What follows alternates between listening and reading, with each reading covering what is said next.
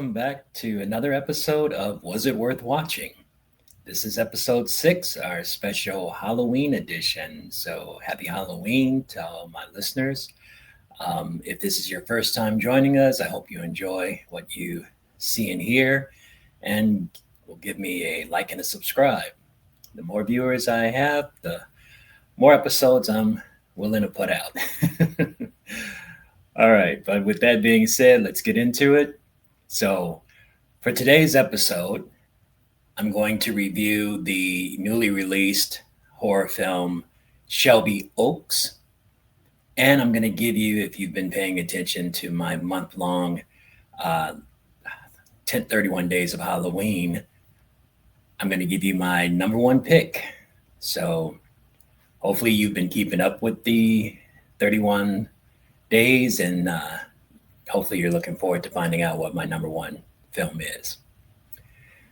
Okay, so our first film is Shelby Oaks.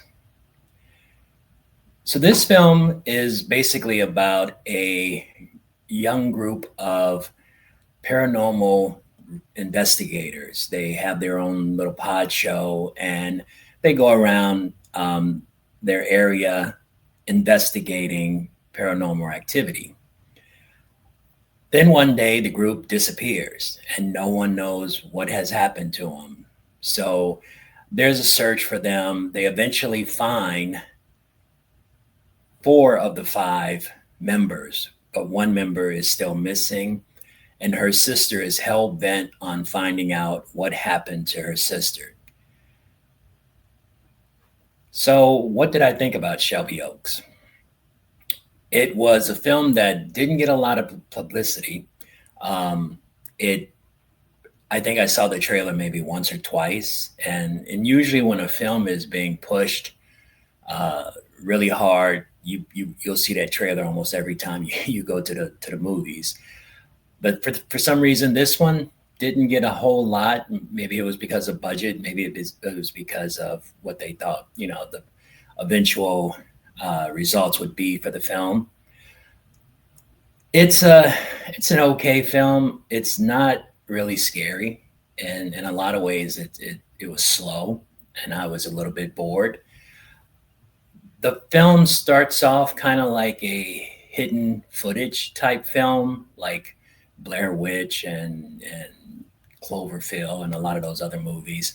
Then it kind of switches to a mockumentary where you felt like you were watching Dateline on NBC or something, and then it switches to just a regular type film where you're in a third person position. So the film jumps around a little bit like that.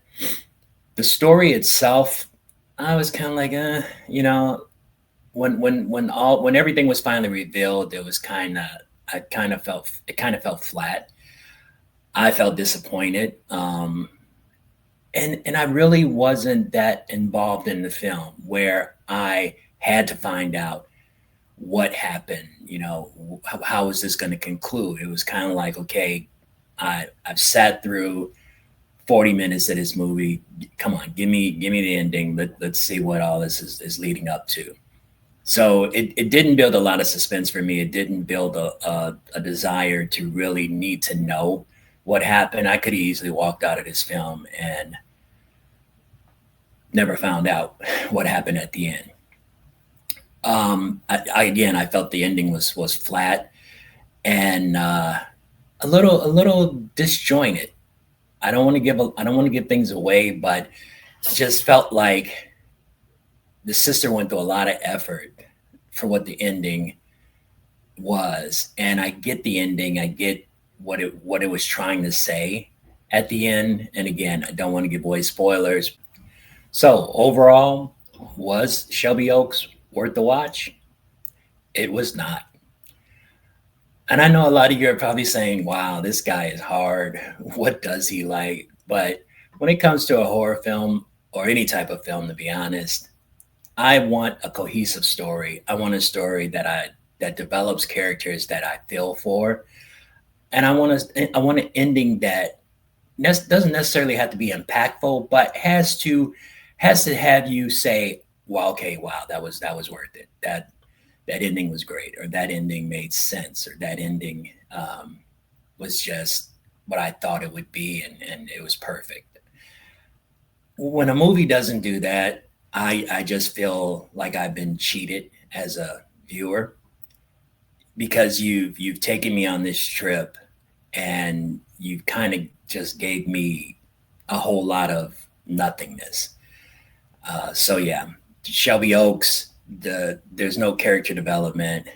The sister, you got her point. You got her passion to find her sister, but then it just kind of ended up in the typical horror film tropes and cliches, and just didn't, for me, didn't work. So yeah, definitely not worth the watch. Wait for it to come on streaming if you're interested, but I wouldn't waste my money or time going into theaters to see this film. It's just not worth it. All right, so there you have my review on Shelby Oaks, and now drum roll, my number one pick for the Halloween season. So every year, even before I started the podcast, I had a ritual of watching horror films throughout the month of October, at least one a day, just to kind of get into that Halloween spirit.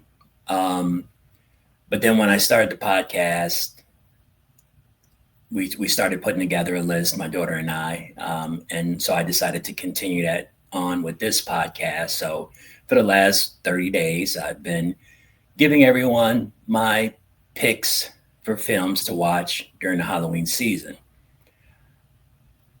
When I put this list together, there's always some films that get left off, and I'm sure a lot of people who have been keeping up with the list have probably questioned some of my picks, and probably felt, hey, where's this film? Where's that film? That film was better than that one. So it's my opinion, though. It's just basically the films that I liked, that I think are worth watching during the Halloween season. And for those of you who caught my um, post yesterday, The Exorcist came in at number two. The Exorcist has always been one of my favorite. It was always usually my number one on my list. But this year I have a new number one, and it's been my number one for a couple of years, to be honest. I still love The Exorcist. Does it stand the test of time? The practical effects are a little wonky now, and the story kind of seems a lot slower than it did several years ago. I won't give away my age, but yeah, it's still a fun watch. I still like The Exorcist. I still think it has enough creepiness to keep you involved. And so, my number one pick for the Halloween season is The Conjuring. So, this is the first of the four Conjuring films, and it continues following the cases of Ed and Lorraine Warren. So, in this film, they've been called to help out a family in need that has a demonic spirit haunting them. Ed and Lorraine arrive at the house. Ed is more of the film guy, the technical guy, where Lorraine has psychic ability, or she can feel things and she can sense uh, evil spirits. So right away, she feels it. She knows that the house definitely has a demonic spirit in it. And the film revolves around them trying to help this family. It's pretty much like the other three films, but this one I thought was the best of the four. I truly enjoyed this film when I first saw it, and I can't tell you how many times I've watched it ever since. This one is definitely not just one that I watched during the Halloween season. I always tend to fall back on this film whenever I feel like watching a very good horror film, something that's gonna keep me entertained and on the edge of my seat. Even though I know the outcome, I know where all the jump scares are. It's still a great watch. I always tell folks that that have seen this film that the clapping game, that one always gets me. Such a well done scene in the movie. The ending is, hokey, but it's still a great watch. And when you think about a lot of horror movies, most audience want a happy ending. Um, I've watched I've watched several foreign films where the endings weren't so happy, and when I think about it, I think to myself, yeah, that probably wouldn't have gone over well with American audiences. I think American audiences prefer a happy ending. They prefer a resolution. They don't want to be left to like figure things out for themselves, or to walk out the theater feeling sad because the ending wasn't a happy ending. I think audiences want to walk out relieved and like, ooh, yeah, I'm glad they survived, and I'm glad, you know, everybody didn't get killed. So yeah, definitely there have been some newer films that have been released in American theaters where the endings weren't too happy. And it's good to see. It's good to see that there are some filmmakers out there that are willing to um, follow their beliefs or their passion, and not just say, well, if we want this to be successful in movie theaters, we got to make the ending a happy ending. Moments later. Enough of my soapbox on that one, but The Conjuring, I love this movie. Thought it was the best of the four. So I'm pretty sure you can tell, since it's my number one pick, was it worth the watch? It is definitely worth the watch. If you haven't seen it, watch it. Watch it in the dark. Watch it with someone who you can cuddle up against and hold hands. It's a very good film. I know that there's been some mixed reviews on the whole Conjuring universe. But besides number three, The Devil Made Me Do It, I loved Conjuring 2. I liked Conjuring Last Rites, the most recent one. I liked that one a lot as well. Devil Made Me Do It was the only one that I was kind of like, you know, they need to stop this franchise. So there you have it. That's my number one pick. I hope you'll go out and check it out and let me know what you thought about it. And for Shelby Oaks, if you do go out and watch it in theaters, send me a comment. Let me know what you thought. If not, then wait for it to come on streaming.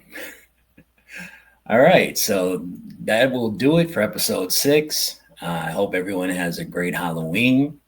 And as we roll into November, I will continue to post fun facts on my site and continue on with more episodes. Hopefully, we'll have some more films worth watching than not.